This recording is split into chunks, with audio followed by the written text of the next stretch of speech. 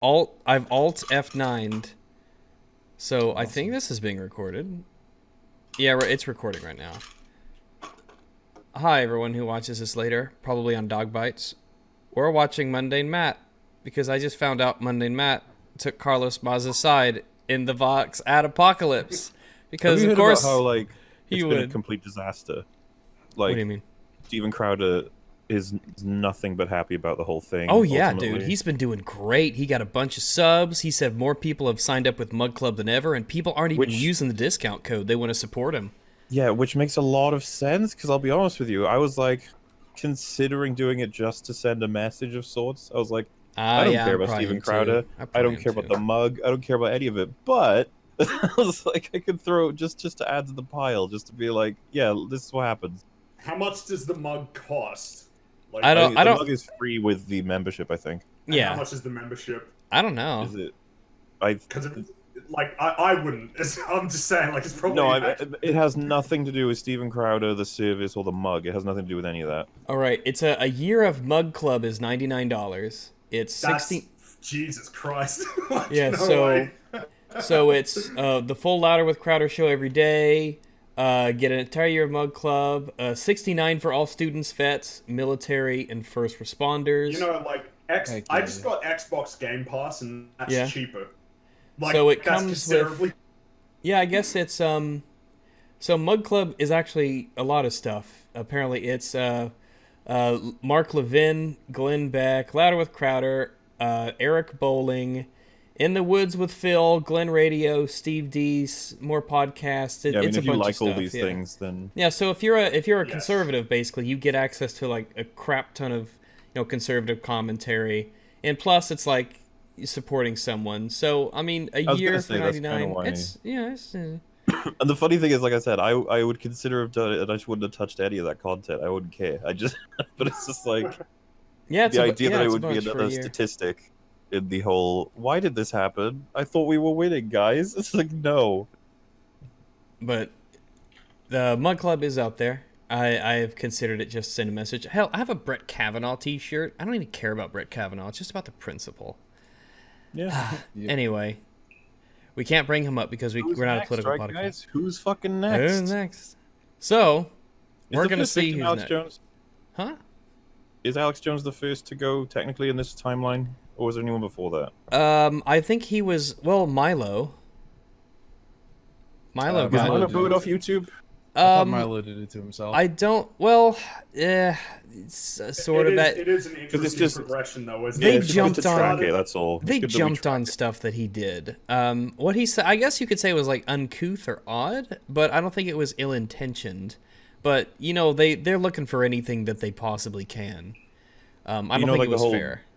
Boiling the pot sort of thing. It's just like, it's good to keep track of all the incidents so that we can be like, oh yeah, this is all stuff that was set in motion a long time ago. Yeah. And these are surprises. It's just everybody, it's just a progress. There's a lot of people out there to convince, and Crowder's a lot of people, Crowder millions.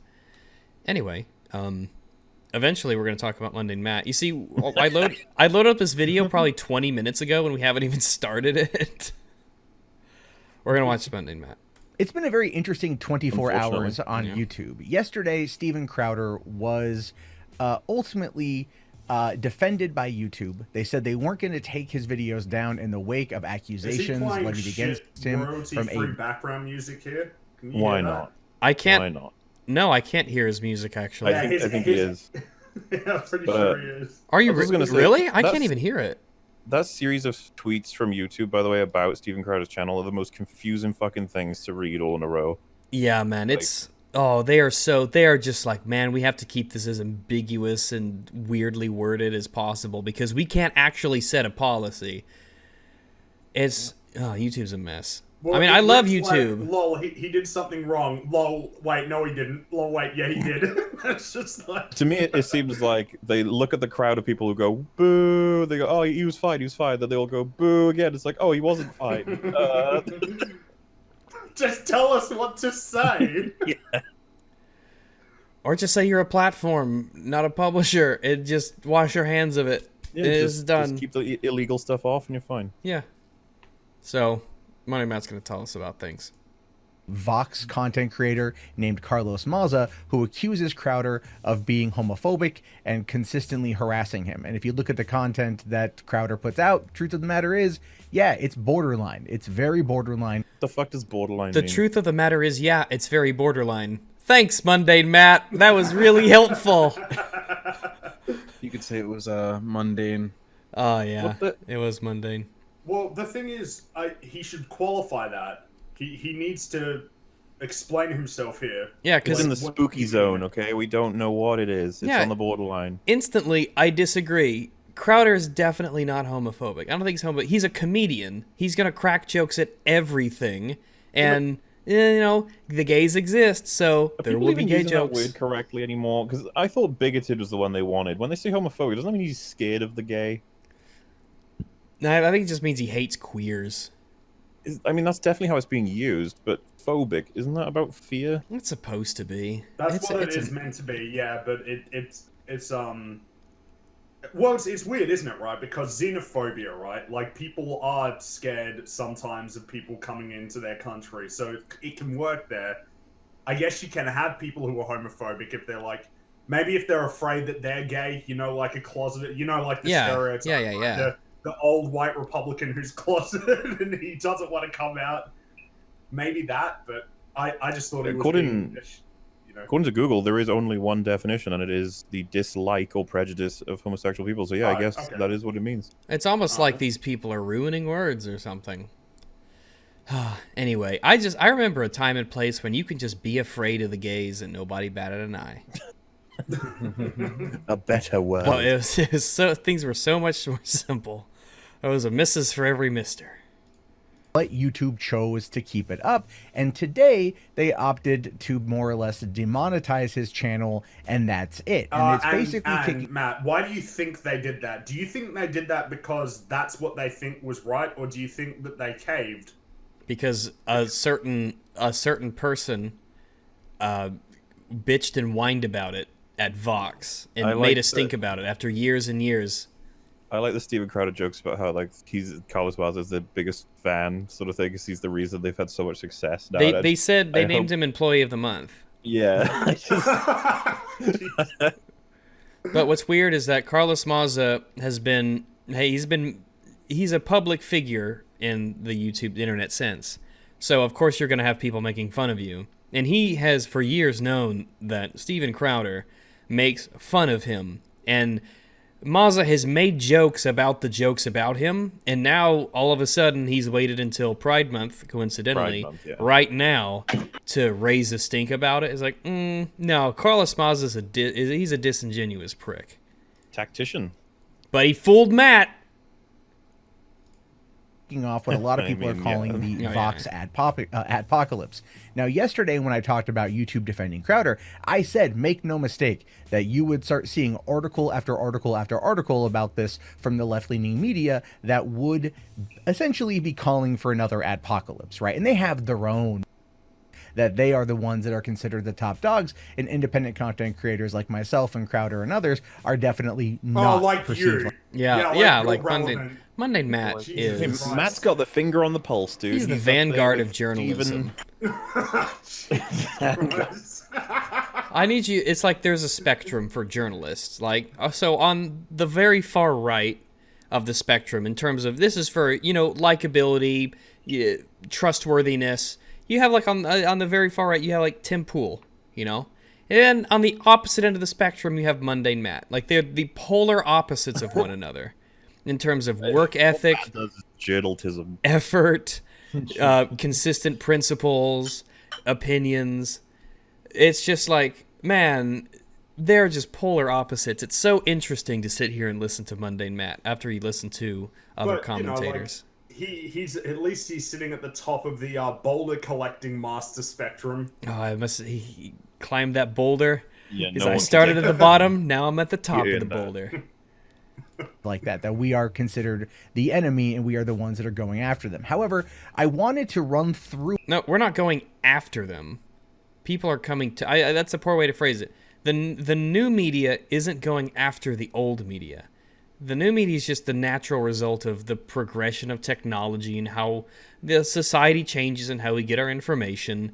And this is where people come to. We can't make people come here. We can't coerce them. They voluntarily come to us. That's why the old media hates us so much. It's the old media who comes for us. How do we do that? Can we attack it because we can't be it? Our state, our Arkansas Democrat Gazette is the newspaper, Arkansas newspaper. It is going completely digital except for Sundays in 2020. Oh, that's the same here. The Herald, where I'm at. So there will no longer be daily physical newspapers here in Arkansas from the Arkansas Demgas. Yeah, only Sundays will be printed. You have to evolve. And if you don't evolve, Blockbuster had their chance to evolve, and they didn't. And now the only thing that they're in is Marvel movies. Oh. Bad Marvel movies. Bad. We did what? I don't want to remember you that way, Blockbuster. I remember you as the only place that I could play an N64 for a couple years when my dad rented VHS tapes. Those were simpler times. Today, to the best of my ability, and also talk about how what's going on with this Vox Adpocalypse is not necessarily Vox's fault. It's not something that Vox brought on. Is it? Wow, that's interesting. What do you mean it's not Vox's fault? I mean, they initiated it. They're the ones who started it. Something that what? What do you say to that? Yeah, like Vox didn't start this. It's like, tell me more. Was moved up to kind of go along with this. The answer to that is 100%. But let's jump into it here. So our key players in this particular situation are, like I said, Crowder and Carlos Maza. You can basically... I'm sorry, the image of like Steven Crowder, Carlos Maza, then Matt, like, hello. I'm relevant to this too. You're like, I also have a picture of me. This is actually more editing than I've ever seen him do. Good job, Matt. Yeah, like he did one cut. He did a cut. Breaking new ground. This is legitimately the most editing I've ever seen MundaneMatt do. MundaneMatt. I've never seen him do a cut before. Ever. It's always been one take. One take, right or wrong, fuck it, content. A few cuts maybe, where he's chopped out him coughing or something. He's a healthy boy. You get strong pushing those boulders. He's like Chris Redfield's less successful cousin. I always like the idea that if you take his beard away, it's the thumb. Oh. You tell which one is which. And it all started yesterday when YouTube tweeted out this, saying, hey, thanks again for taking the time to share all this information with us. Those ratios. And this, of course, is coming in response to Carlos accusing Crowder of homophobia and constant harassment for 2 years. They say here that everything is going to stay the same, that even though his comments are not something that they support, it is not a violation of the YouTube terms of service. And as a result of that, well, they updated it today by saying... Oh, and as we progress forward, remember, this is MundaneMatt, the person who advocated and personally told YouTube they need to get rid of the dislike button. Just throwing that out there. Did he say that? Yeah, he's got a video out there about we should remove the dislike button. Now, okay, why? No, we can get to it later if you want. Oh. No. Dude. That they are, upon their continued review, they have suspended the channel's monetization. We came to this decision because a pattern of egregious actions has harmed the broader community and is against our YouTube partner programs. And they link to a new blog post. Jesus Christ. He doesn't even wait till the end. He doesn't even have the courtesy to wait till the end. Now it's like, now that I've got your eyes reading along on the text up there, like and subscribe.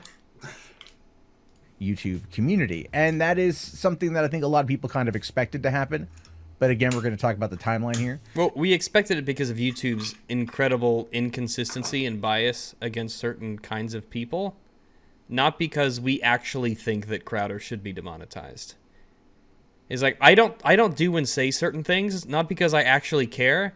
Like in my Discord channel, it's like I don't let people do certain things, not because I care. It's because Discord cares, and I don't want to lose my channel.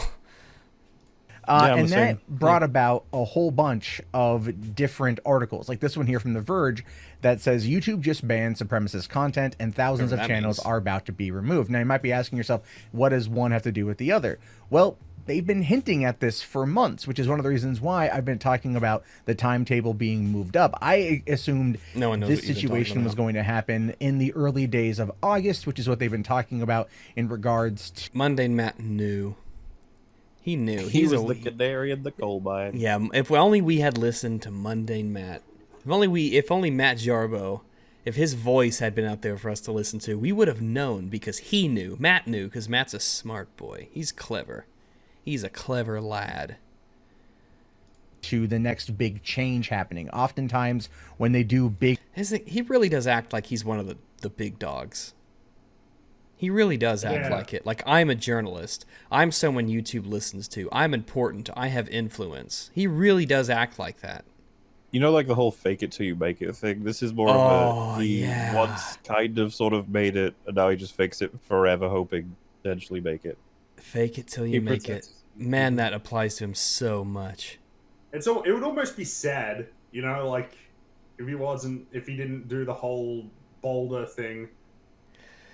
Yeah. I mean, it was really... He had been in a steady decline. Basically, right out of the gate. Right after the bump, he'd been in a steady decline. Because he is truly MundaneMatt. But man... Oh, I wonder what an alternate universe MundaneMatt would be. Many worlds theory, you know? Just like... in the many boulders theory. Yeah. Updates, it's usually in April and in August. I don't know why, that's just kind of when they do it, and today they moved it up a little bit in order to, I think, deal with this particular situation, but they really did kick open a can of worms. They poured gasoline on an open flame, and it's pretty crazy. But this article here references a couple blog posts, and the first one here is the one that came out today. This is the creator blog post that says, our ongoing work to tackle hate, saying today we're taking another step in our hate speech policy by specifically prohibiting videos alleging that a group is superior in order to justify discrimination, segregation, or exclusion based on qualities like age, gender, race, caste, kind of an odd one there, religion. India is generally where that applies to, and India's got over 1 billion people in it, so it's kind of a big one. Sexual orientation or veteran status. This would, especially with T-Series, you know, doing their thing. You got a lot of Indians, so you have to be like, yeah, caste is not, you know. Would include, for example, videos that promote or glorify Nazi ideology, which is inherently discriminatory. Finally, we will remove content denying that well-documented violent events like the Holocaust or shooting at Sandy Hook Elementary took place. And they've been really...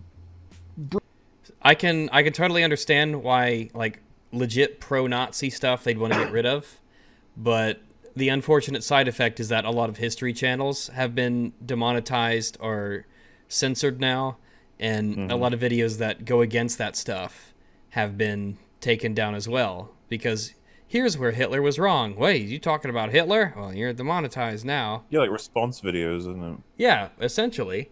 Oh, fuck, if we covered a flat earth person on EFAP, does that mean that we could lose the stream? Because, like, well, flat earthers, I think they might actually get to that, but conspiracy theory, first off... Oh, no, they've said it explicitly. Yeah, they have, I think so.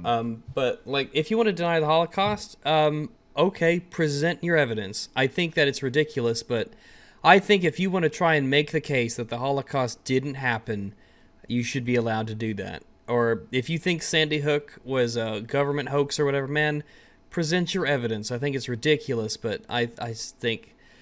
Like, the thing is, you got to look at it from the perspective of a company. You know, like, imagine you're talking to your shareholders and they're like, so what kind of content you got on there? And then someone comes up to them and says, well, there's these guys denying that mass shootings that happened in political reasons. It's like, cool, so we're gonna fuck off now. Like, it's almost like if it were my business, I'd be like, man, that shit's gotta go. I think, like, it just looks really bad. I don't think that happens organically, though. I think that you have people like Vox, people like the Vox Advice and all these guys who blow the whistles and make a stink about this stuff because there were like, what? Yeah, there's some crazy people out there who think the Earth is flat or the Holocaust didn't happen.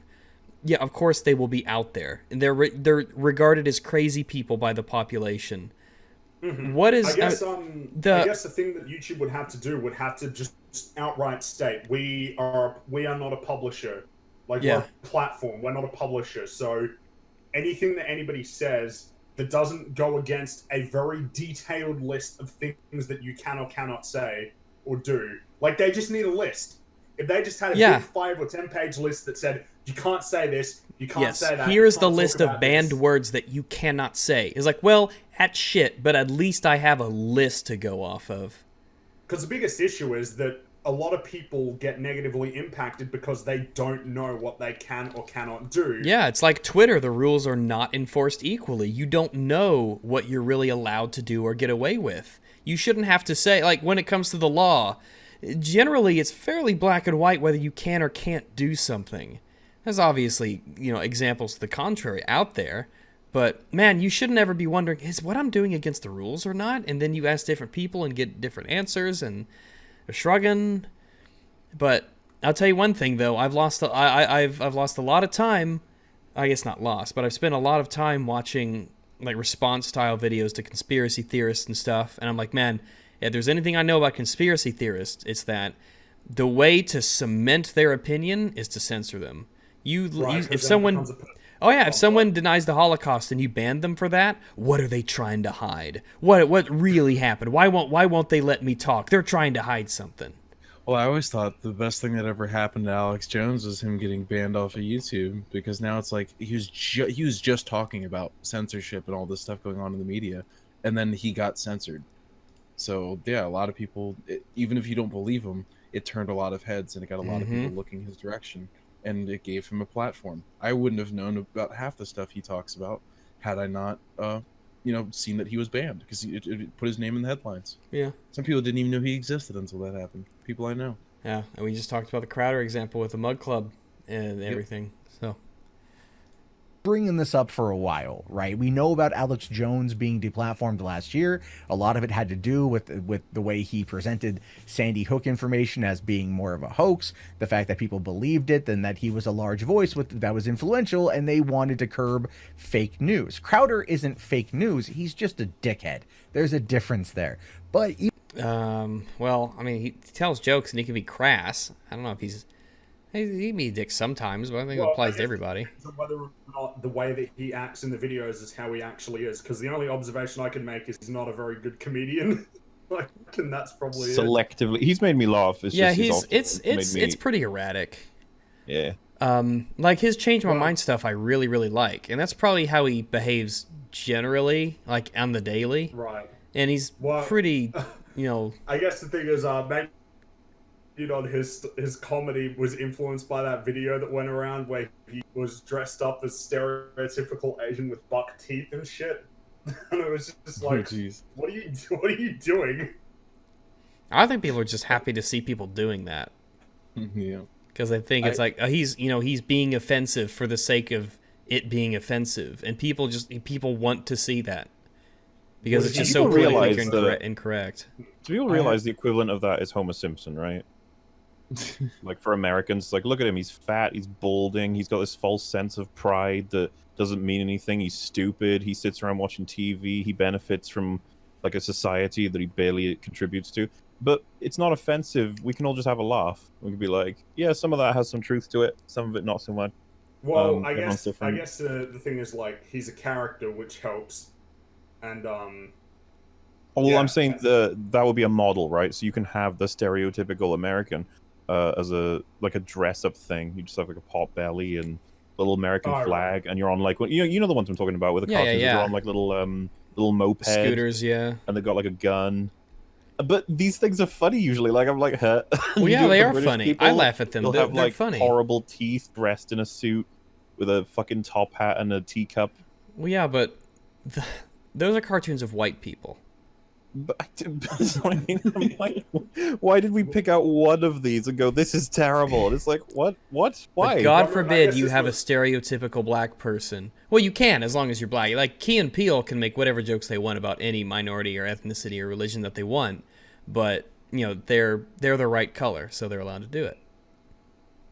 Which I'm fine with. Anyone can make a joke about anything. Right? Yeah. Power dynamic, yeah. That's why Captain Marvel is off the hook. Mm-hmm.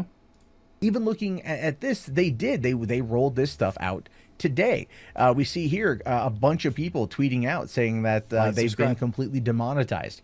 Sinatra says is as a it's like a warning up there. It's like an exit sign almost. Like it pops up. Like and subscribe. This is what like, he wants I need to leave. Creeps. Yeah. Why haven't you liked it? Yeah, why haven't you liked? Why haven't you subscribed? Why aren't you helping MundaneMatt? He's a journalist. Who's a commentator. The Golden One, Revenge of the Sith. These are some of the people. Even my buddy Pimp Monk. My buddy Pimp Monk got hit. Pimp Monk he streams. And he smokes cigarettes, and that's about it. He just hangs out. I don't know. The thing is I'm aware of who Pimp Monk is. He's probably potentially more offensive than Steven Crowder. Okay. Some of the shit that he said. The thing is, though, there isn't a person sitting in a room doing it to these guys, right? Like, when Steven Crowder got demonetized, there was someone who was sitting at a computer like, yep, bye-bye. But with these ones, it's probably an algorithm. So you always see people like, why did they do this? It's like, it was a computer did it. Nobody is doing it to you specifically. It was a computer that did that. That's the thing. So much of it is shrouded in shadow. Like at YouTube, what's a robot? What's a person? Yeah, like that's awful. Like I legit fear the day that I get an email that says, "Yeah, you're only gonna make like 10% of what you normally make." I'm like, well, and then it becomes that's put a out video big deal. Patreon, be like, I need help, and then Patreon boot you, and you're like, well, subscribe stuff. I'll go homeless. That's the thing, man. It's like whatever. You told a joke that people didn't like, so you don't get to have a livelihood. Sorry. The reason I know about Pimp Monk is because he was on Drunken Peasants back in the day quite a bit, and like, yeah, they made offensive as shit jokes on there, but I didn't know that we weren't allowed to do that to this degree now. That's the thing. It's like there's no clear rules. What can I say? What can I not say? It's all just How long before they come for EFAP rags? How long? I don't know, man. They can take our monetization and their super chats, but they can never take our meme. Yeah, they fucking can. Who am I kidding? You can take it all. Article 13 is coming. To be honest with you, to me, it's extremely egregious that this happened. And I hope that there is a policy in place or the ability in place for them to appeal this decision. Because yeah, it says that's why you'll be able to reapply for the YouTube Partner Program in 30 days. It's even in bold. Did you not read that, Matt? It sucks, but I mean, at least, yeah, you lose potentially a month's worth of revenue, which is shitty, but at least it's not permanent. I say that with the slimmest of smiles. At least it's not permanent. It's shit. Pimp Monk is Pimp Monk. He hasn't done anything bad. Dude's cool. We're gonna be bunking together at VidCon and oh my god. All right. We're gonna be bunking together at VidCon. Do you think that was him being like, "See, guys, I have friends." Yeah, it's about to say, is this him trying to pretend like he has friends? Is Pimp Monk? Yeah, guys, I have a social life. I have a positive social standing with literally anybody alive. That was a MundaneMatt humble brag. Like he'd be like, "Just getting this video out. Bit of a rush. Went to the gym recently with my wife. Gonna have a second kid soon. Yeah, doing well for money. Just saying, these things are relevant." I don't generally talk about my personal life for a lot of these reasons. It's my personal life. It's just, things about it. Not really that important. A little snippet here and there, Look, if you needed a seal of approval for why a person is good, did they bunk with MundaneMatt? Oh man, that's right. Are they going to get his seal of approval at VidCon? Are they going to move some boulders? That sounds like a euphemism. His seal of approval. I simply don't get it. Anyway, this came about from this. And the reason why I'm going back to this particular blog post from January 25th is because I want to show you guys how long they've been talking about this. So in this blog post titled "Continuing Our Work to Improve Recommendations," they say we'll continue that work this year. Sorry, I just want to highlight, I wasn't looking at the screen, I was just listening. Yeah. When he said, and this came about from this, because this is what they've been talking about, and it's as a result of this, I was like, what the fuck is he talking about? Like, what are the 4 things? Like, it was hard to keep track of. It could have been so simply stated. Over the past X years, X months, YouTube's been trying to crack down on content. It's like, okay, yeah, we know that. This shit didn't just, yeah, but there's a spark that sets the whole thing ablaze. And that was Vox. It's very, very obvious. I've never, like, even Vox, like, that's what they've wanted to, that's what Vox admitted to doing. That was their whole point. Including taking a closer look at how we can reduce the spread of content that comes close to but doesn't quite cross the line of violating our community guidelines. To that end, we'll begin reducing recommendations of borderline content and content that could misinform users in harmful ways, such as videos promoting a phony miracle cure for a serious illness, claiming the earth is flat, or making blatantly false claims about historic events like 9/11. And we all... I'm fine, so... Just disappointing to read. It is. It's, first off, I'm fine with them, like, with if there are people out there who say, if you have this condition and you take this chemical, it will cure you. And if that's, like, not true at all, yeah, promoting bad health advice is one thing. Like, that does get people hurt. But claiming, being a flat earther isn't... how does that misinform someone in a harmful way? Yeah, now we need to start wondering where the line is drawn. It's like...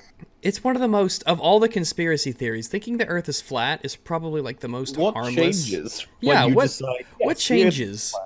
How do you live your day any differently thinking that you're on a flat plane with orbs that spin around in a circle above you? You know? And who decides what's true and what isn't, you know? It's scary. And what about all these channels like Simon Dan and stuff like that who debunk flat earthers all the time? I was like, well, shit, you know, if flat earthers don't make videos because their stuff's never getting, you know, they're getting punished by the algorithm, man, that must be rough. I feel sorry for flat earthers. And like, you very much, you know, this is what, when they hear this, it's like, see, the Earth is flat. Otherwise, why would they be trying to get me off of here? It's yeah, like, it's part of the conspiracy. They're trying to shut us up. You're doing them a favor when you do that. It's like harmful way. The Earth, it's so harmless. There are people who think like Bush did 9/11. It's like, yeah, there's some people out there who think that, but it's like some people will believe anything. There's so many people out there that anything, no matter how crazy or silly, some people will believe it. This will actually counter like real, you know, reveals of truth potentially. Say there is something. Like, what if blah blah blah was an inside blah blah blah? It's like, how are we gonna find out? Yeah, it's kind of like you'd be like someone's trying to whistleblow. It's like, hey, stop going against the truth. That's oddly Orwellian, isn't it? It's like, whoa. I don't trust YouTube. And this is the YouTube decided 9/11 did happen. Okay.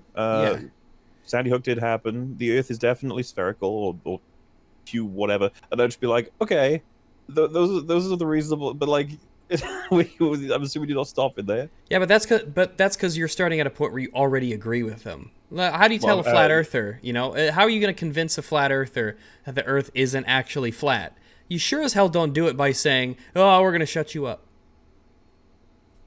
It's ridiculous. Well, I mean, it is worthwhile.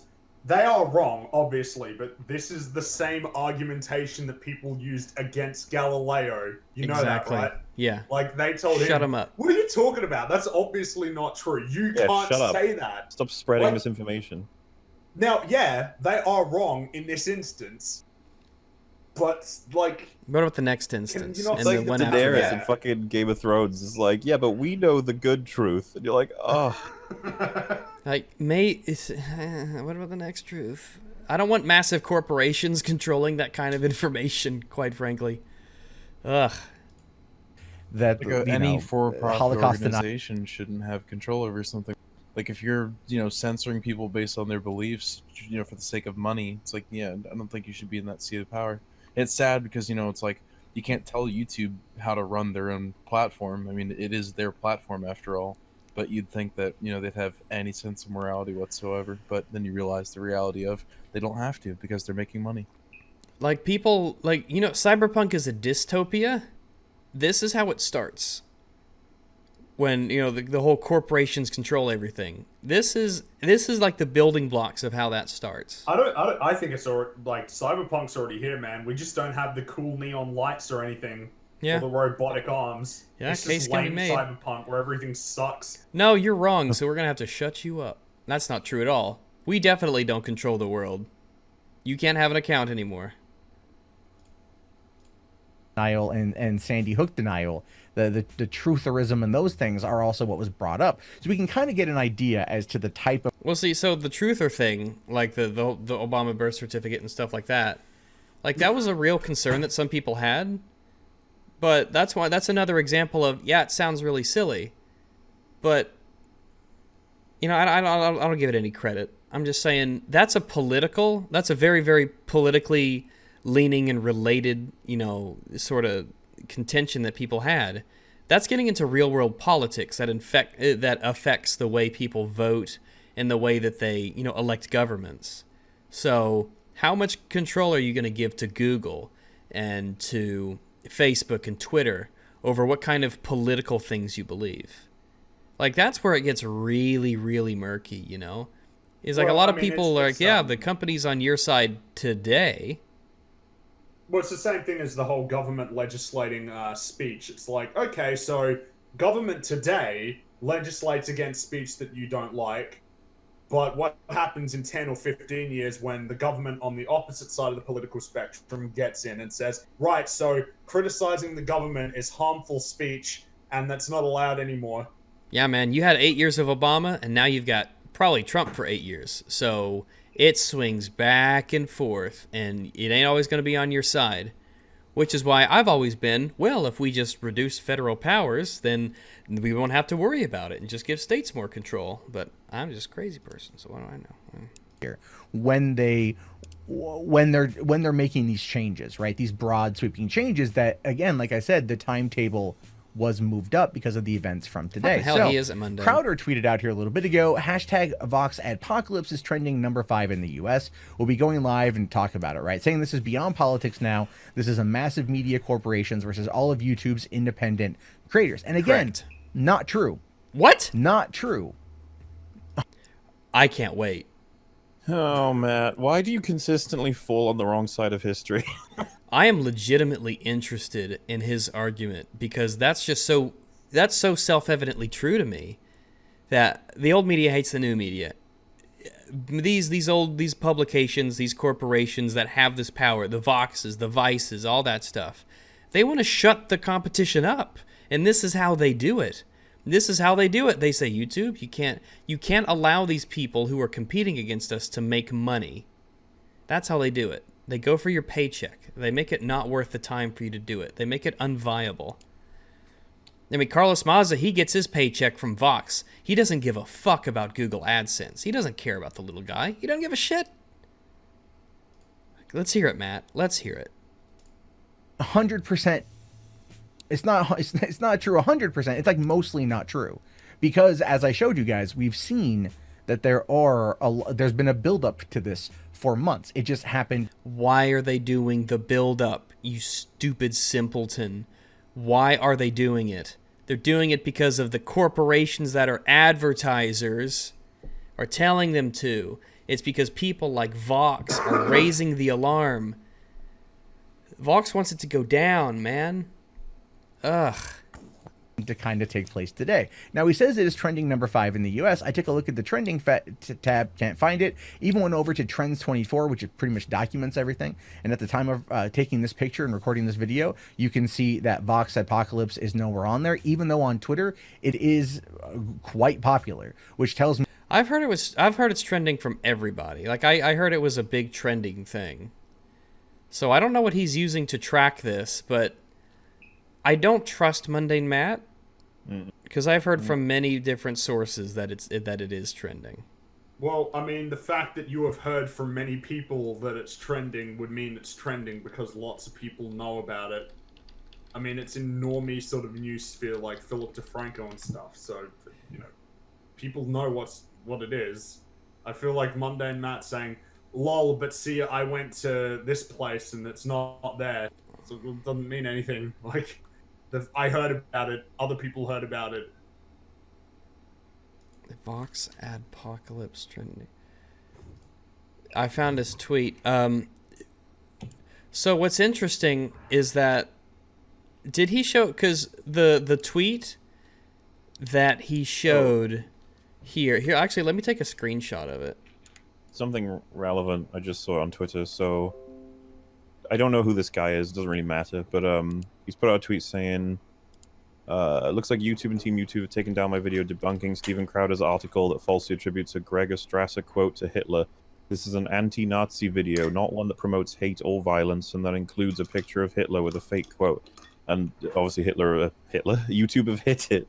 That's a fucking slip. YouTube have hit it with getting rid of it because it's got offensive shit in it. And then ContraPoints has highlighted it and said none of Crowder's videos have been taken down. Instead, this is happening. And anti-fascist content is in fact more likely to be censored because it has anti-fascist content in it to respond to, whereas fascists know how to use dog whistles. Everything's a dog whistle to these people, though. Yeah, the dog whistle argument I don't really care for. Because I don't care. It's like I tune out so quick. When you say that word, I'm just like, yeah, everything's a fucking dog whistle to you people. The okay sign is a not. Yeah, sure. But how is this not like reap what you sow? Let me I'm gonna reload this here because it's not actually showing me a time where the video's at. What time is the video at? 7 minutes, apparently. 7 minutes. 7 minutes is all I can spare to play with you. 6:55. Good old Reddit. Oh, that ruins it. 7 minutes is all I can spare to play with you, Chris. Ouroboros. And then you can fire the RPG at him and he runs away immediately. Chris. Ensuring complete global masturbation. Complete global saturation, Chris. Yeah, if someone actually did a video takedown count and found more quote unquote progressive videos being taken down than the target itself, would that not just be the most like hilarious failure on Vox's part? Like, or at least people who support Vox in all of this. So I found a different tweet. I found one where he said it was trending like number 2, and he had a picture, and I posted it there. So he's got a clip of it, number 2, trending, hashtag Vox Adpocalypse, trending with hashtag MugClub. The Blaze is tweeting about this. So, okay, man, I trust Crowder more than you. He's screenshotting it from Twitter. You're screenshotting it from some trends website. Man, I don't know what to say, man. Is that really the point? Is this the point of the video? Twitter itself is suppressing the hashtag and suppressing more people from talking about this or seeing the spread of it outside of a basic area. You know, hey, what is it? Big tech protecting big tech, so to speak, right? We know that Twitter plays with trending. We know that. We know that's the case. We know that they have their fingers in it. It's just like YouTube promoted video. Exactly. It's just like trending on YouTube. CNN's video with 10,000 views gets trending. Oh, what do you know? Who owns Vox? Who owns Vox? Vox is owned by somebody. I know they just got a $200 million investment from Universal, NBC Universal. So there's, you know what I mean? There's Silicon Valley at play. You know, like if you actually gave a shit about making good content, you would have researched that before you started the video. In my Dogbytes video I made earlier, I just like Googled it while I was doing the recording. Like I was talking, I just said, you know what? Let me check. Typity type. Boop. Okay, here's what it says. Done. Just like that. Research. I mean, encapsulate and that finish. article we covered on EFAB from him, like it would be unlikely for him to research something. That would be like, oh wow, he researched something nice. Wow, like to say, and it does feel like they are protecting it, and it is something that should be talked about, but it does feel like there's a suppression there. Now, coming over here, and this is why I want to talk about like the last bastion of them hinting to this. And that, of course, comes from this blog post from April 30th. Now, the reason why I bring this up is because this goes into a video I put out last month about James Charles versus Toddy Westbrook. And this particular video or blog post, which was written by Susan Wojcicki herself, came out a few days before that situation went down. And I talked about this last month, saying there are going to be ramifications from this because of this post, because of this situation with James Charles and Toddy Westbrook. And here we are a little over a month later, and another big incident happens that just moves things along faster. And we all know YouTube never really reacts fast. And if they do, there's always a lot of problems with it. And a lot of little creators are caught up in this. He's so awful. It's so uninteresting. That's not an argument, right? It's almost like the last minute of him talking, I'm just like, what? Who's what? It's like you zone out, you know? It's so interesting. This swell of nonsense that ends up really He's hurting like him. dark Anyway, matter, but for she YouTube. says, and this is Susan Wojcicki, say, the following month we took this is coming after the Christchurch shooting involving... Yeah, it's like there's nothing really there, but it just like pulls you... No, like dark matter. It's like stuff. Dark matter. I'm not an astronomical with her, but dark matter is just like stuff that we don't know quite what it is, but it has like a gravitational pull, you know. So it just like. But they have a pull. It's like he sucks away my attention, but I don't know where it goes. Like I'm looking like, oh shit, what was that? Where'd it go? And I don't know. He's like, this amorphous.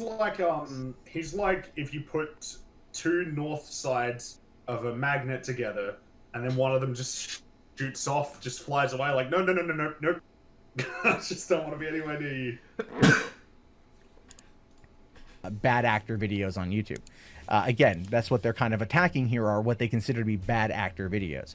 So she says, we took an unprecedented action in the wake of Christchurch tragedy. Our teams immediately sprung into action to remove the volatile content, to counter the enormous volume of uploaded videos showing violent imagery. We chose to temporarily break some of our processes and features. That meant a number of videos that didn't actually violate community guidelines, including a small set of news and commentary, were swept up. Isn't the word volatile? Yeah, well, no, he's violative. He said violative as in... Yeah, violative. Yeah, so he said volative. He said volative, and I'm like, that's interesting. He can't read. That's what it is. Okay. I know he can't read. He can't do numbers or letters. Been kept off the platform until appealed by its owner and reinstated, but given the stakes, it was another trade-off that we felt was necessary. And with the devastating Sri Lankan attacks, our teams worked around the clocks to make sure we removed violative content in both. God, he did it again. Yeah. Whatever violative content is, we're not. I mean, what is that? Is it coverage of an event? Is it content that violates the mysterious rules? Exactly, man. I just don't. Authoritative news and limited the spread of any hate and misinformation, which I'm sure that you will uphold completely justly. Yeah. You know, Google's going to court for this kind of stuff soon. Like, there's going to be this big shit that's about to happen because of crap like this. Cases, our systems triggered authoritative news and limited the spread of any hate and misinformation. So the reason why I bring this particular quote up is because we've seen this. Today was a mass sweeping. Right? They moved up their timetable, they acted fast, and a lot of small people got caught up in the mix, and I do believe there will be a chance for them to go out and appeal this. But anyway, the blog post goes on to say, after you're demonetized, as it said in the email that you showed, Matt, every 30 days you can do an appeal. I doubt that a lot of these people will be able to successfully appeal their demonetization. YouTube it's a mess. YouTube is a mess. These issues have also been top of mind for policymakers, press, brands, and advertisers, whom I met on recent trips to Washington and Asia. I updated them all on steps we... Yeah, it's like Asia. I don't give a fuck what people in Asia think.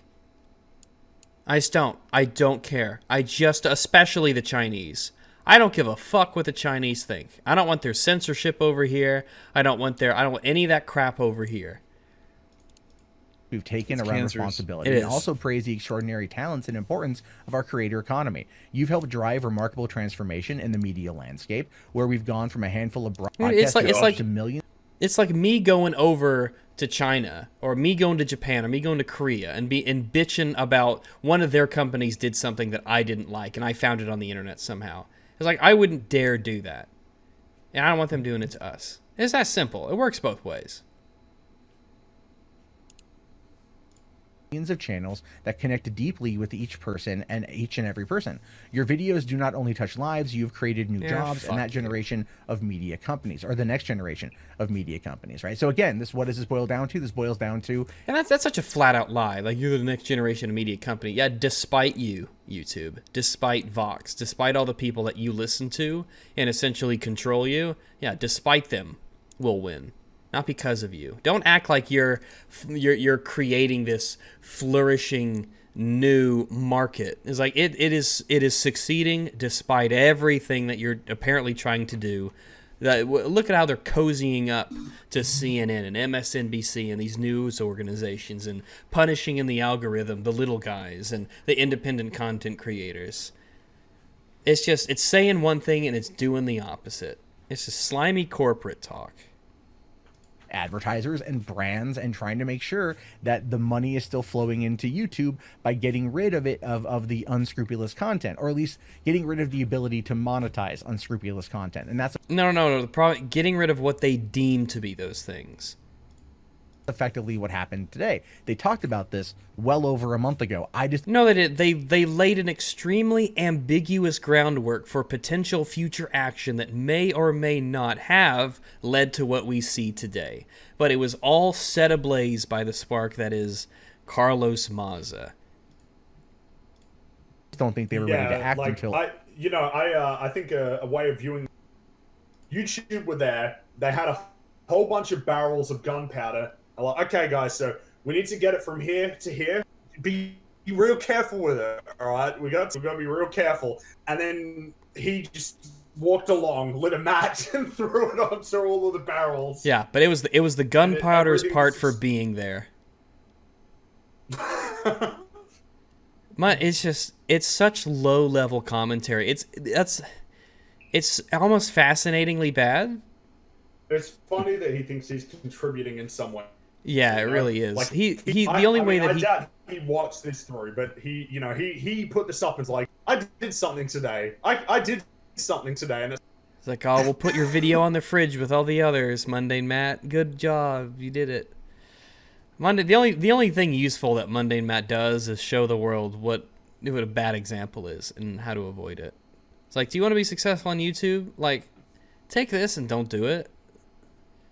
And again, everything was just moved up. Now, finally, and this is what I want you guys to really pay attention to, and this is why I think it does kind of go into James Charles' situation a bit, because, well, she says, finally, I take it very seriously when creators... Don't tell us what the James Charles situation is. Because I'm sure we all watched your video a month ago and we know all about it. Share stories of experiencing harassment on the platform. While criticism from fellow creators may be constructive, any threats of or doxing crosses the line. Such behavior is already prohibited by our policies, but stay tuned as we will do more to discourage this from happening on the platform. And the number one way they're going to discourage it... Okay, right. Did Steven Crowder do... He didn't dox or threaten him, no. But what Carlos Maza said... He said he got doxed. I got doxxed by people claiming to be your fans. I got harassed by people claiming to be his fans, and it's almost always third-party actors who just want to stir shit. Yeah, but that's how it is. That's bad. That is bad. But it is. How can you, like, for instance, if you did a video response to Steven Crowder and he got doxxed, would it be fair to say that was your fault? I mean, just nobody talk about anybody. Once you get 10,000 subs, you're no longer allowed to talk about anybody. You're no longer allowed to criticize anybody because somebody in your audience might do something bad. By demonetizing. And it's so weird because you have CNN literally blackmailing people who make memes, and YouTube promotes them. It by not just demonetizing the videos, but by outright demonetizing the channel. And by outright demonetizing the channel, they're cutting off the flow of income, and it's going to hopefully, well, in their mind, hopefully disincentivize these people. No, that's definitely disincentive. Yeah. That's definitely, it's not in their mind. Like, even if you're the most principled thing, once someone says, this thing that you've been making money from, you're doing it gratis now. That's disincentivization. That's like the first thing you go through. It's the same reason that animation on YouTube just isn't around anymore. It's like, I can't make money doing this. It takes so much time. Pay my bill. Yeah, exactly. Yeah, you gotta absolutely. You gotta get AdSense. You gotta have. Luckily, animations typically have good staying power through the years as as time goes on. Well, it's just because that's what I want to be doing, and it's like I think it's a lot of work. It is, but people are receptive to good content. You know, like people can see something that took a lot of effort. People will support animators. Yeah. You know, like this is what I mean. What's the support? Yeah, I mean, like, he hasn't made a single video that even approaches the quality of, like, an OniNG or Psychic Pebbles cartoon. Why does he think that any... This is now just me talking about how MundaneMatt sucks, but, like... Can't have that. He thought this was okay. He thought this was good enough to please, put up on the nobody internet. out there who listens to... Don't dox Matt Jarbo, please. Just do. I can't remember what EVAF episode it was, but we were like, just go on the video and say, I don't like this video, and that's it. if that's what you want to do, if you want to do something, just leave it there. I prefer snarky comments, though. Go ahead. All I'm gonna say is that I remember back in the 1930s when the Nazis got all the Jews, told people to not go to Jewish businesses and wouldn't let them sell stuff. I'm just saying. Demonetization is what the Nazis did to the Jews. I'm just saying. It's a historical fact. Just saying. Well, I guess a Nazi sympathizer. If the Nazis won World War II and YouTube came to exist, I'm guessing that, you know, their YouTube, Nazi YouTube, would have a policy of, look, you're not allowed to talk about, you know, Judaism, okay? Nothing negative about the government and nothing positive about Jews. Nothing negative about the Great Fuhrer, because saying anything negative about the Great Fuhrer is crossing the line. It's fake news. Anything you say about the Great Fuhrer is it's a harmful conspiracy. Harmful. Yeah. We want to stop people from saying harmful things. You know, maybe we shouldn't kill all the Jews. Well, it's the we use the Nazis are a good example because it's relatable in a sense historically. But if that was a situation that had come about, then it would be the normal world for those people. Just like this world is the normal world for us. How do you differentiate between what the truth is and what you're being told is the truth? And whoever's in charge is going to call the shots, and they're going to decide what is and isn't the truth. And you could substitute the commies, you can substitute anything, any sort of dictator, any sort of anything. But I guess the only framework that you could use is a science. So you can only go, all right, the things. But even then, why would you do that? You know what I mean? Like if somebody came along and said, you know, gravity doesn't exist. It's like, okay, you're retarded. And there's a lot of flat earthers who think that gravity doesn't exist. That's not a harmful. It's wrong. It's stupid, but it's not harmful. Their life isn't any different because they believe that the force pulling them down is density or weight and not gravity. That's it's the weird one to me. Like I can understand the 9/11, you know, stuff that or anything like that. Flat Earth, like really? Yeah, that's a weird one. It's odd. That's a weird one. From making this type of creator on creator harassment. And when I bring up this video here, you know, how James Charles scandal impacts YouTube, I talked about this a month ago and I said the exact same thing, and this is what happened. This is MundaneMatt is wow. You're such a pro. Wow. I mean, can you believe that a month ago he thought that YouTube would do stupid rules? Wow. Nostradamus over here. Yeah, I mean, it's not like we've already got a shit ton of precedent for it, but great stuff. Yeah. He called it. What happened? I called this shit. And the reason why is because you know what? I pay attention to what the hell is going on YouTube. I called it, even though YouTube literally said that they would do this months and months and months ago. I called it. It's like, yeah, we all did. Gotta get a humble brag in there. Yeah. Well, that's just a straight up brag, actually. Yeah, we read it too. YouTube, because this is my job, this is my career, and I want to make sure. How though? I guess when you make 6 shitty videos a day and pump them out there, you could scrape together some funding to feed your son, I guess. I don't know. I think the mom's the breadwinner in this family. You can't support a family of, 2.5, but... Well, according to Social Blade, he earns, like, about $10 per day. Hey.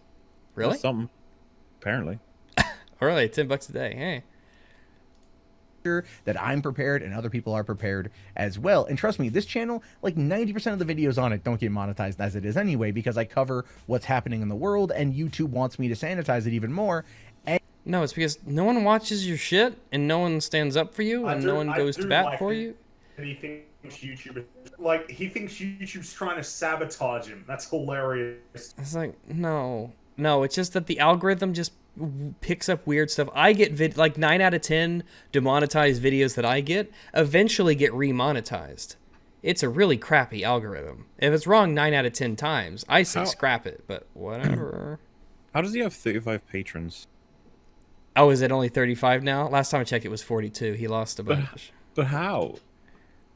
I think they must have forgotten that they were, like, giving him money.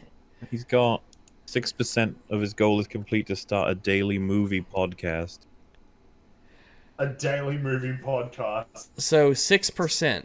So that means at this rate, in order to get to a daily movie podcast, he's going to... Okay, so let's do a little math here. I'm bad at math, so I don't know if I'm going to have this on the stream or not, or if I'm just going to do audio only. You're not missing anything visually. So 6%, so 100. So what is, how many times is 6? So that's 100 divided by 6. So 16.67 times 35. So he would have to get to 584 patrons at this rate to start Daily Movie Podcast. Mm-hmm. That's interesting. I think if I did the math right. How many people watch his videos? Not many. This one It's been a very interesting 24 hours. This was June 5th. It's got under 6K views. Yeah, so like, and like good luck. And this is a People popular one for him. I mean, it's massively downvoted even by his standards, but this is a popular 5.7K views. That's a lot for him.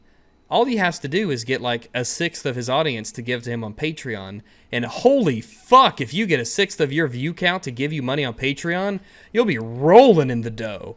Jeez. 1/6 of, Jesus Christ. And it makes it hard to grow regardless of whatever situation anyone find themselves in if you cover the general news. He's trying to blame YouTube for his growth. Makes it hard to grow. They're trying to put me down. It's like, yeah, I don't know if anyone believes that except you, Matt. Not a single I can see person, his son tugging on his pants. Is like, that's bullshit, Daddy. Right. You suck. News. So yeah, this is a situation that's going to be happening, and again, because it was creator on creator harassment, which is what led us to effectively this situation. And you can sit there and defend Crowder all you want. I'm not going to buy it. I'm sorry. Look, you cannot like Carlos's ideas. You cannot like his anything, but when it's the constant homophobic attacks and the constant saying, "Oh, he's a lispy gay Latino who got his job for Vox because he's a lispy gay Latino," though. His Twitter handle is gay wonk, and he does talk kind of in a lisp. He is though. He literally is. We're not insulting him. We're describing him. He is a lispy gay Latino. Because he's people turn against that or against that for some reason. It's like, yeah, if you're making a description of somebody, like it's not really offensive to say that somebody has a lisp. You know, someone was quoting me and they kept saying "straight white man says." I would just be like, okay. Yes. I'm a straight white man. Yeah. That goes beyond the marketplace of ideas, and it works its way into ad hominem, which is creator on creator. But Crowder doesn't do ad hominem because he like debunks the videos with the insults. He does them both. He doesn't use insults in the place of an argument. harassment, and that's precisely what led to this particular situation. This dude, and look, I'm not agreeing with anything that's happened here, but I can absolutely positively understand why Carlos is doing what he's doing. He's doing. What? Tell us why. Tell us why. Subscribers. How many followers does he have on Twitter? A bunch. Like, because, I mean, I don't know what to say about He's a Vox commie lefty type, and it's Twitter. It's ground zero for retards. Of course he'll have a lot of followers. And, you know, it kind of defies the whole no. You start another Adpocalypse, doesn't it? Like, yeah, people are listening. It's so... How does MundaneMatt not see? It's so obvious. Like, even Vox and Carlos they've been so explicit in their tweets. Like, what they want. They're going for advertisers. They want these people demonetized. They want videos taken down. Like, this is what they've told YouTube to do. It's in tweet format. You can look it up. It's there. They're very up front about, I mean, they've been angry at YouTube for not doing it the right way. It's so blatant and obvious. It's like if we were in a courtroom and the defendant said, oh, yeah, I'm guilty. I stabbed her 12 times. Yeah, that was me. I did it. Yeah, I hated the bitch. I wanted her dead. I stabbed her 12 times in the back. Matt would be like, but you're not the real culprit. And he'd find someone else. Doing it because he felt for years his voice wasn't being heard. And so... Bullshit. That's such fucking bullshit. I hate that feeling. Yeah, that's a lot of benefit of the doubt.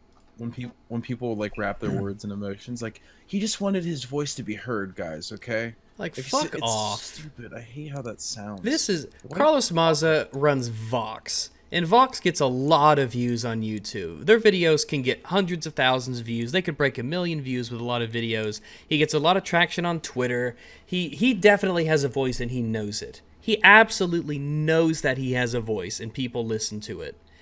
The idea that he's upset that... No, absolutely not. It's ridiculous. Carlos knows that Crowder's been making these comments for years now. And he's been joking along with Crowder, making fun of Crowder, making fun of him. And all of a sudden, he just reached a breaking point that happened to coincide with Pride Month and all this other stuff YouTube's been saying. Yeah, bullshit. Matt Jarbo, you're like a really, really awful... Just stop. Just stop. Just stop. You got 35 patrons, man. And as a result of that megaphone, he is continuously making bad choices because those bad choices are not resulting in the results that he wants. Rather than just going like, look, I wanted my voice heard. They're listening. You catch that? He's making bad choices because the choices he makes leads to ends up in things that he doesn't want. Just listening to that, I was like, what? What? I guess he's trying to say that there's unexpected collateral damage from what Carlos did. It's like, yeah, that's why people hate his guts right now. That's why he's a villain. But, like, if you're making a principled argument, it's like you shouldn't care about the end result. What I'm trying to say is, like, you know, Carlos Maza would probably not appreciate Matt saying that. It's like, he made a mistake because he did a thing that he thought was the right thing to do, but it had a bad result or something like that. And it'd just be like, yeah, I mean... His whole facade is that he's trying to fight, you know, like oppression and stuff. Yeah. And so the result of this is still spinnable. Carlos will be like, YouTube protects homophobia. YouTube promotes homophobia. Yeah, YouTube's not doing what I want the right way. Like, people that I like are getting demonetized. That's like, what he would want. That is what he'd want. And then it wouldn't stop there as well. He'd be like, congratulations, you got rid of like 0.1% of the hatred on YouTube. It's like a king telling his army, go kill all the bad people. And then he's like, no, I said the bad people. No, you killed good people. I meant the bad. I told you the bad people. Kill them. He's like, wants a scorched earth on Crowder. And it's going to take the rest of us down with him, which I don't agree with. I can empathize with his anger. I can empathize with why he's upset. I can empathize with everything he's going through. Yeah, that's because he's like you, but not a failure. He's just... yeah, it goes back to empathize with being made fun of. I could see these two as just like two peas in a pod, except they're both insufferable and stupid, but one has had success in what he does. One is smarter about it. Yeah, I guess. Yeah, I mean, Carlos is a weasel, but he's a smart weasel. You're just like uncreative, stupid, dull, dim, mundane. Oh, I see what you did there. Look, I've been doxxed. I've been swatted. I've had people, call me, people email my girlfriend, try to find my family. I'm a survivor, all right? I'm a survivor. Listen I'm to a me. victim. Listen, I've been in all of these situations. All these things have happened to me. You should definitely listen. I'm a victim too, guys. I can empathize with another victim. That sounds awful, Matt. Did you do anything that may have provoked such things? I didn't like bully the guy or anything, if that's what you're implying. It's like, oh, okay. Glad that's the full context. Like, I'm MundaneMatt, the victim, the brave journalist. YouTube's trying to keep me down. People dox me. They email my girlfriend. They... Oh, wait, are they not married? I don't fucking know. I thought they were married. I'm a bigoted conservative. I just assume that if you have a kid with someone, you're married, but obviously... my old traditional conservative opinion coming out there. I'm a right-wing Nazi fascist. I've been there. I've absolutely been there. I completely get where he's coming from. I completely get what he is feeling as a person.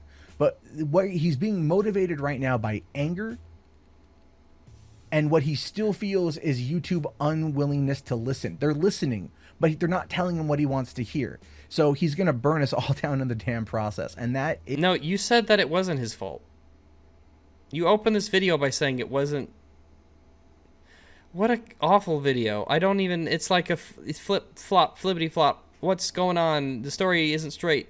Who's the bad guy? Who's the villain? Who's the hero? I don't know. It's different. Tune in next week. I'll change my mind. Is the problem. That is an absolute problem. I empathize with this dude. 100%. But this is not the way.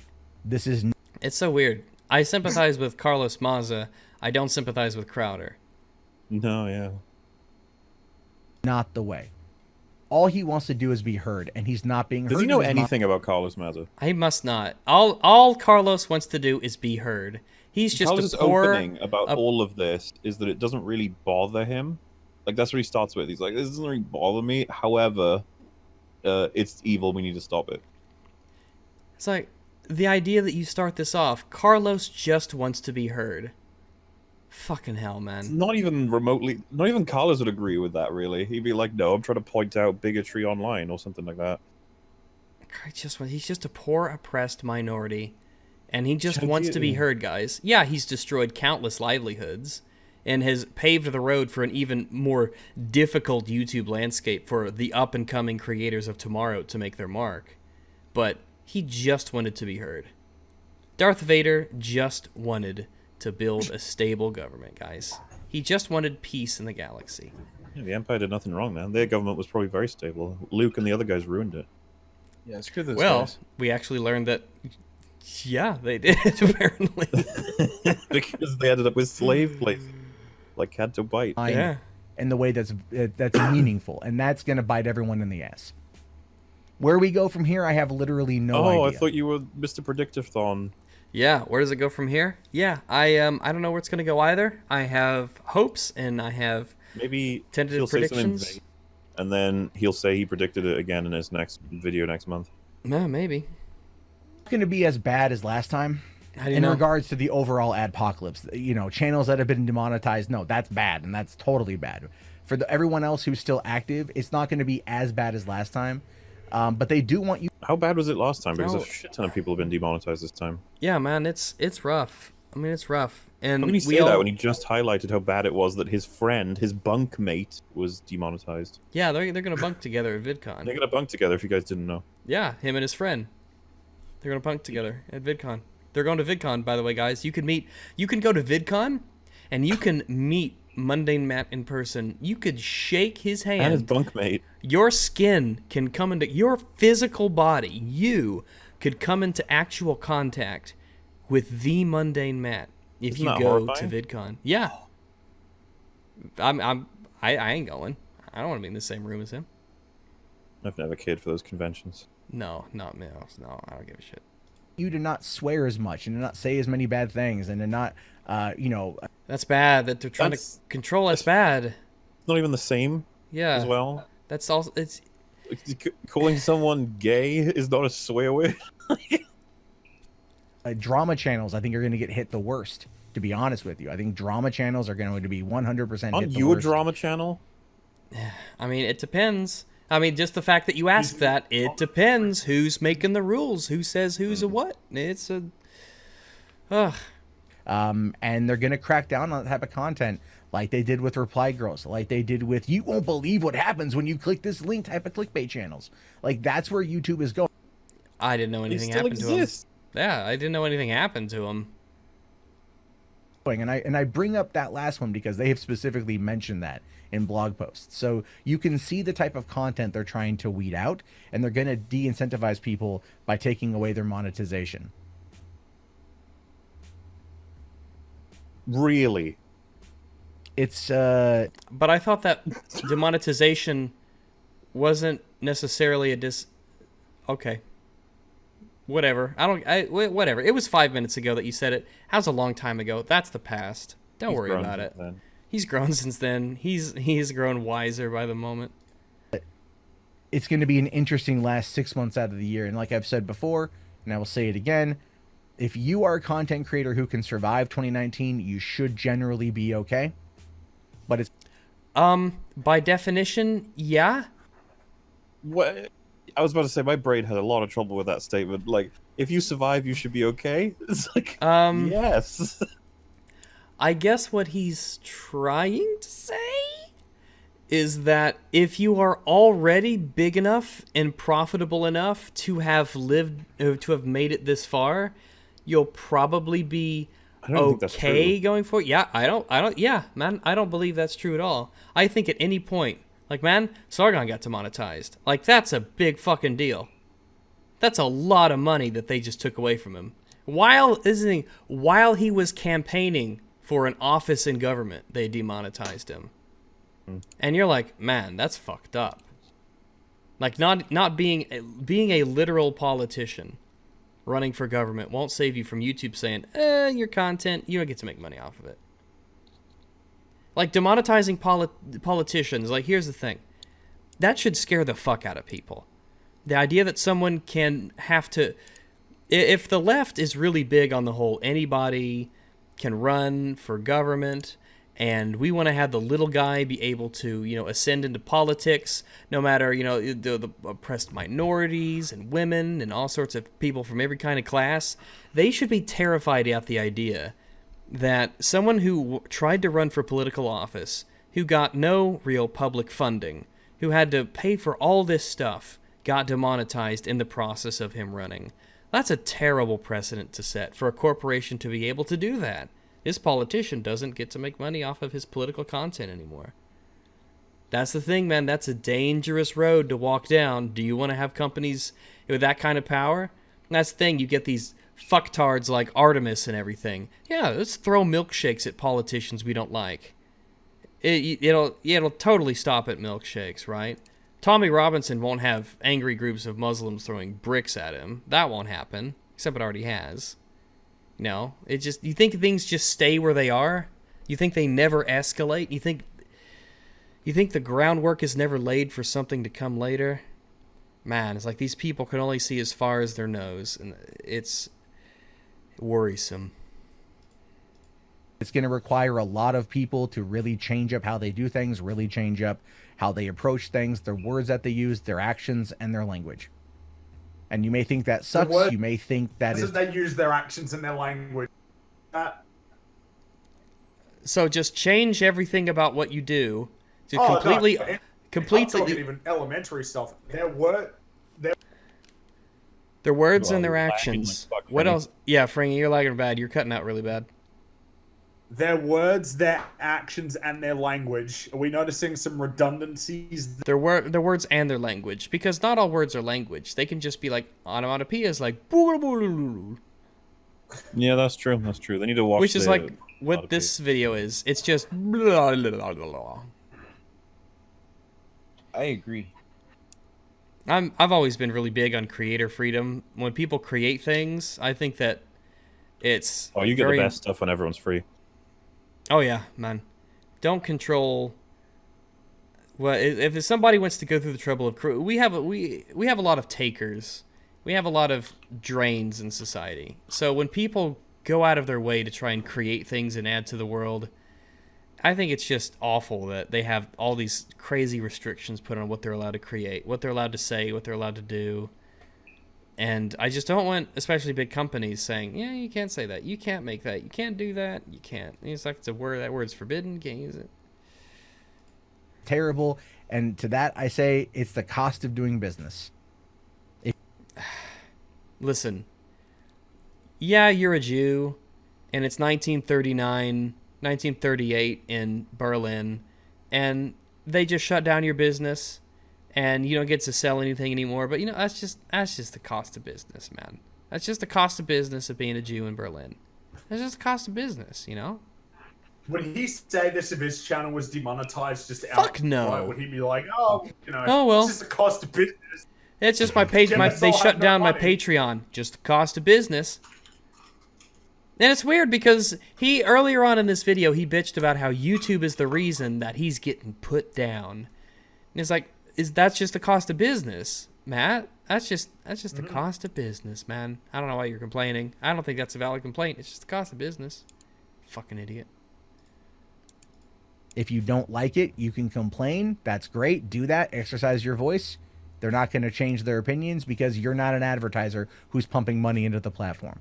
Oh, but earlier on, you said that they weren't controlling and attacking YouTube and independent content creators. Earlier on, you said that they weren't, but now you are saying that, just another contradiction. Whatever. Fuck it. Videos are hard. It's like making videos is hard. They want you gone. Oh, but I thought they didn't. I guess they do now. And that's unfortunate. But you still have Twitch, you still have DLive, you still have alternatives. Yeah, but how viable are these alternatives as of today? Alternatively, you can completely uproot your entire fan base and hope that they follow you to the next platform. Yeah, all you have to do is go someplace new. Yeah, just go someplace new and like what? Like go to... Yeah, the only way I see that being feasible is if not only do you have the money of YouTube to fund servers that'll support the same features, but to have like several huge content creators all simultaneously move over somewhere. And like I'm talking a lot of them, and they need to be enormous. And they need to stop on YouTube. Like they can't do both. I was they about have to say, stop. you can't, because for as long as people keep going to YouTube, as in uploading to YouTube, BitChute and all those In fact, only upload 1 minute like clips of your newest videos and then an ad like saying go to this other website until YouTube push you off the website entirely. So that you're continuously using your fan base on YouTube to advertise a different site.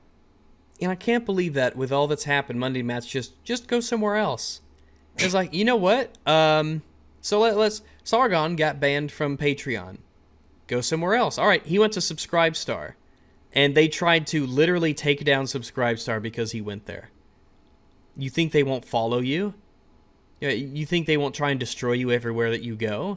Look at Gab. Don't like Twitter? Make your own Twitter. Make your own social media platform. Well, look what happened to Gab. It's still around. It's still up and going. But Jesus Christ, how many times was it attacked and slandered by the media? How many times did it get shut down and they had to find a new hosting site? That's the problem, man. You can't. This isn't the olden days where you could just make your own thing, do your own stuff. No, it's not like that, Matt. It's not that simple. You can't just go somewhere else. Does this surprise you that this is Matt's take, by the way? No, because Matt's an idiot. For all of the jokes that we make, MundaneMatt is literally a moron. Like, how he functions, how he dresses himself in the morning baffles me. Like, I guarantee you that as he sits there, one of his socks is inside out.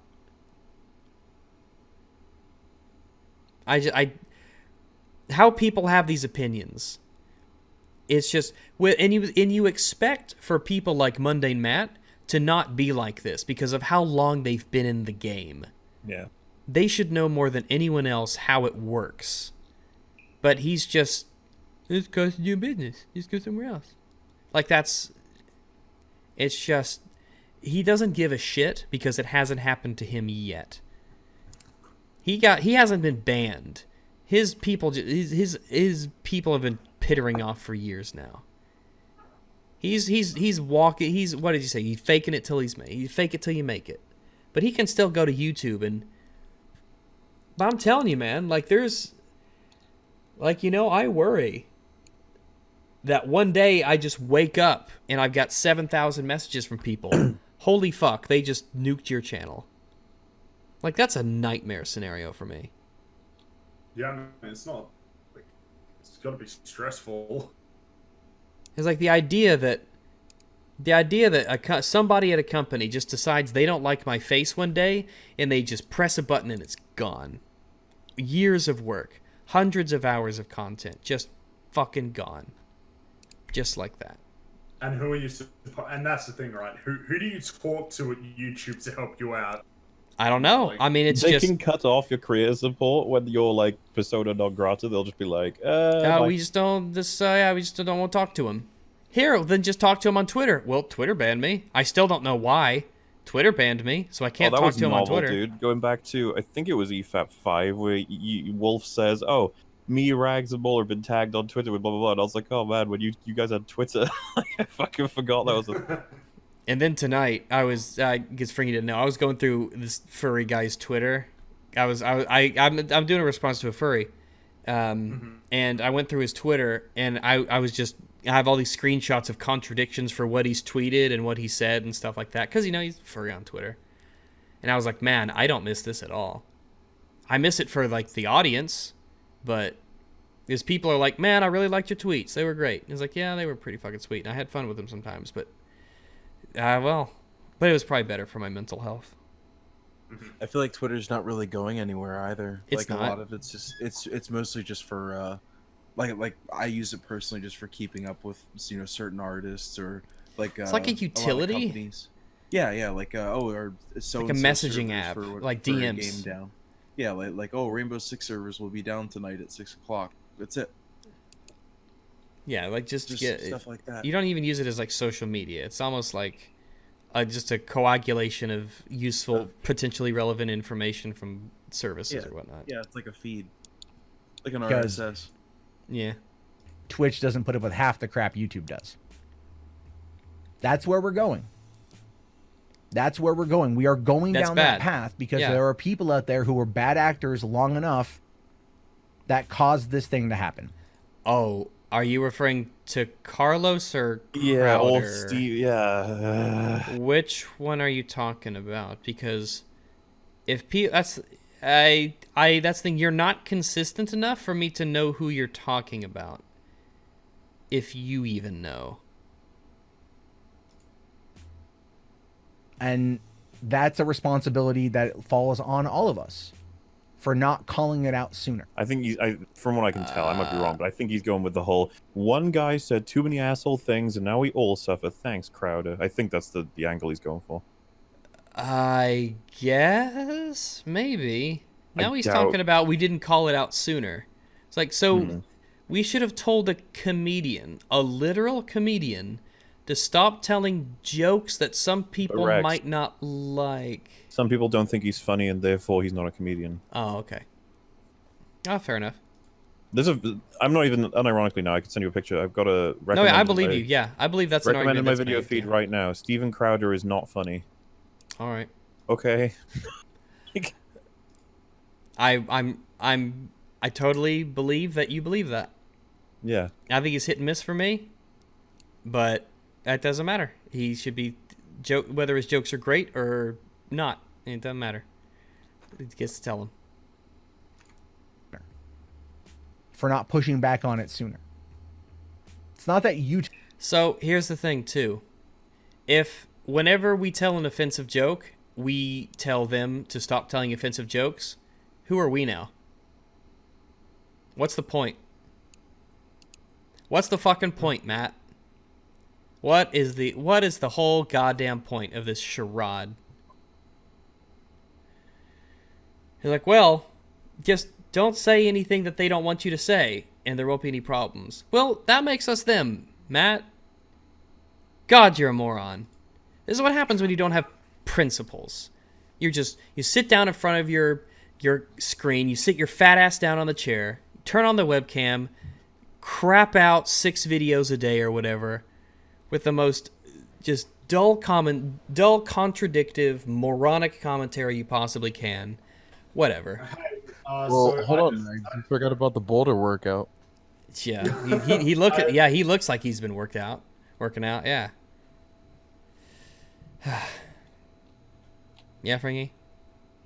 No, don't worry about it. YouTube doesn't create monsters. I don't believe that at all. There's lots of great people on this platform, both the creators and the viewers. There's a lot of great people out there. It's that there are bad actors. Like Carlos that Mazza? Game the system and get the attention. And then they ruin it for everybody. I don't know who he's talking about. God damn it, Matt. I don't know which of the two diametrically opposed people you're referring to right now. Oh, well, it's Steven, because he's got him on the screen. It's like, no, that's irrelevant. He has terrible editing. Yeah, man. I just don't... Is it editing if it doesn't change? Look, he looks bored. Look at him. He's like, I can't believe I have to keep speaking. I don't know what he's talking about. Just like Carlos is ruining monetization for a lot of people because he feels like his voice isn't being heard. Stop saying that. Yeah, that's bullshit, and no one believes it. I can't even... Like, Carlos doesn't even believe that. Like, where are you getting this idea from? No, you're like the only person who thinks that. I've never heard this before. And I've watched quite a few videos on the topic. This is brand... I can always expect something out of the blue from Bedsheet Studio MundaneMatt. Yep. It's just one of those, like, little, I guess, catchphrases they use. He just wants to, like I said, it's wrapped in emotions. He just wants to be heard. He just wants his voice out there, guys. He's this poor little gay guy just wanting to be part of the rest of the world. I can't stand that. And people use that so much. Carlos Mazza has a bigger audience than most people will ever have in their lifetimes ever. Like, he works for Vox, and Vox will be one of the last ones. Vox will last a while. It's got its problems right now, just like the rest of them. But Vox has enough money from enough places at the moment to keep it chugging along for a while. That's why they don't care if they go crazy on YouTube. You know, the ads and everything. They don't care. That's not where they're getting their money from. Well, I'll amend that. This whole play is because of the Vox union situation. Vox gets a lot of money from YouTube. Carlos is part of the union that's wanting more money and more issues and stuff. So in order to try and get Vox to side with them and what their union's demands, what are they doing? They're using their influence to harm YouTube revenue, which will in turn harm Vox's YouTube income, for which they make quite a bit of money. Therefore, they're trying to leverage that power against Vox so they can get what they want for their union. It's actually not really that complicated. You just have to, Matt, do a little bit of research into why things are happening.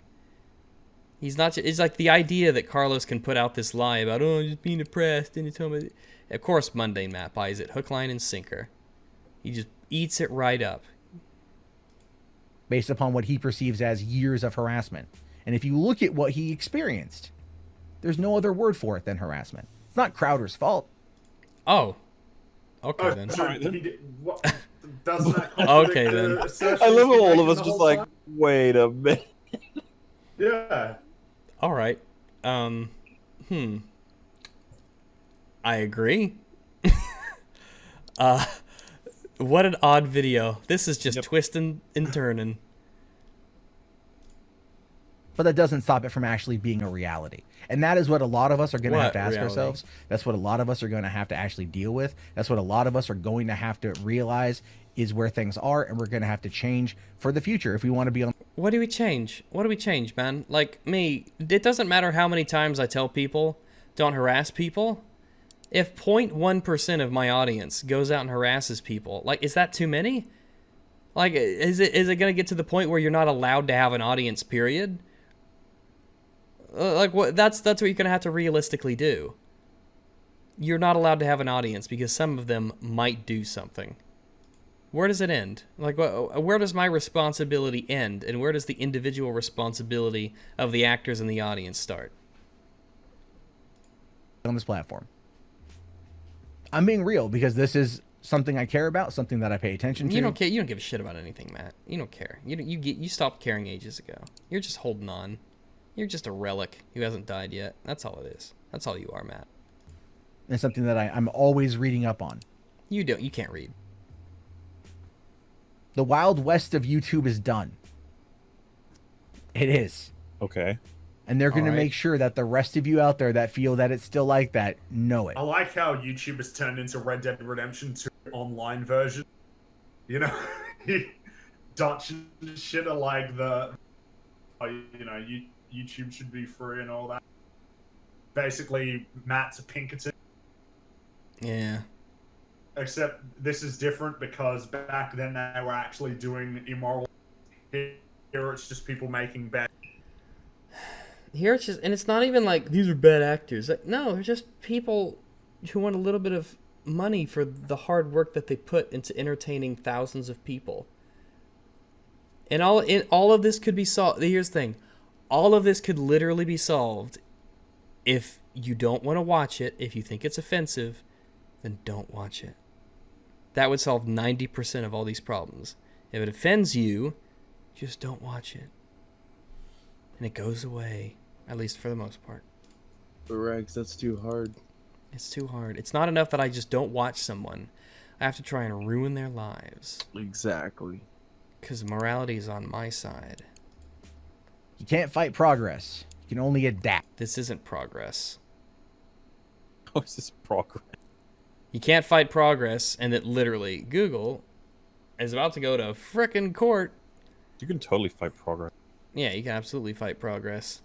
This whole thing is happening because people are fighting progress. Because the big companies are fighting the progress that is independent journalists and independent news outlets, alt media, essentially. This is all because people are fighting progress. Adapt. And this is a situation where you have to adapt. He knows all about adapting to becoming staying up on time. He says adapt or die, hasn't learned how to edit yet. It's so strange. It's like, so like, you ever have someone talk about something and you feel like they're on both sides of it, and they're like, he's so slimy. I have no idea what the fuck his take is. Dude, I imagine if he was in this call right now, he would fold in 1 minute on whatever his statements were in this video. Absolutely. Of course he would. Because he probably can't even remember what he said in this video. Because, like, you know, Matt, you just contradicted yourself like a dozen times in this video. And it's less than a 20-minute segment, and you're just always going back on things that you said. And it's like, we basically did this in 2 takes, so I don't know how you forgot what you said earlier. There's nothing in the world that's going to stop that from happening. No. Lawsuits, lawyers, money. This idea that I understand why Matt has this doom and gloom kind of attitude, but man, people get pissed off about this kind of stuff, and there's a tipping point for everything. Not a goddamn thing. Can't swear. Anyway, I leave it to your thoughts, your opinions. If you made it this far, he should apologize. We forgive you. We made it this far, and we forgive you. No, I don't forgive you. I appreciate it. Let me know by leaving a like and typing YouTube into the chat. But I really want to hear your thoughts and your opinions. What about a dislike? What about if someone stuck around, heard your entire thing, and said, "Nah, that was bad"? Why don't you encourage them to give you a dislike? So, YouTube is not in the chat. He thinks people give a shit. This video is unusually down. I'm pretty sure the majority of his audience are ironic, right? Like that's. Well, he's got 136,000 subs. People who have forgotten to unsubscribe, I should say. I honestly think the realistic number is about 5,000. I'm thinking so too. There's probably only about 5K people. The majority of them only watch to be like, this is so shit, like us. Yeah, man. Because you don't. If you want news, if anything, I would use MundaneMatt to find a topic I might be interested about so that I could YouTube somebody else to talk about that topic. Because every once in a while, like if I go to his video list, okay, so let's see, soccer player wives will sell underwear for charity, or females is, so MLK just got Me Too'd, right? If I saw that in, okay, how can you have a video that like we just watched, and 2 weeks ago you had a video called Sargon's Right, We Need a Digital Bill of Rights? Man, does he have a consistent position on any? Here's a video. Parents are paying $1,000 to send their kids to YouTube summer camp. That's a potentially interesting thing that I would be curious to know more about. So, now that I know it's a thing, I ain't watching your fucking video on it. I'm finding somebody else to talk about it. Because you're MundaneMatt.